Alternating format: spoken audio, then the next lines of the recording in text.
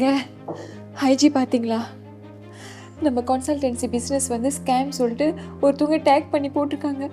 நிறைய பேர் மெசேஜ் பண்ணிட்டு இருக்காங்க. எனக்கு ரொம்ப பயமா இருக்குங்க. ஏய் சரி சரி, நீ டென்ஷன் ஆகாத பிரியா. இது கன்ஃபார்மாக உன்னை பிடிக்காதவங்க தான் யாரோ பண்ணியிருக்கணும். இந்த பவியா கூட இருக்கலாம். சரி, நீ அழாத, நான் என்னன்ட்டுன்னு பார்க்குறேன். நீ இந்த மெசேஜில் ரிப்ளை பண்ணுறது நிறுத்து. நான் இந்த நர்மதா மேடம் கால் பண்ணிக்கிறேன். ஹலோ மேடம், ஐஜி பார்த்தீங்களா? கொஞ்சம் பேருக்கு தான் ரிப்ளை பண்ணேன் மேடம். சரி, நான் அதுக்கப்புறம் யாருக்கும் ரிப்ளை பண்ண மாட்டேன் மேடம். ஸ்ட்ரெஸ் ஆக மாட்டேன் மேடம். புரியுது மேடம். வச்சிடுறேன். ஓகே. என்ன சொன்னாங்க? அவங்க சொல்கிறாங்க யாரும் நம்ம காம்படிட்டர் தான் இதை ஃபேக் நியூஸ் க்ரியேட் பண்ணியிருப்பாங்கன்னு சொல்கிறாங்க.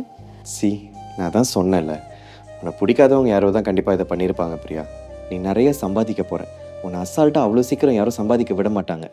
கண்டிப்பாக உன்னை கீழே தள்ளணுன்னு தான் யோசிப்பாங்க.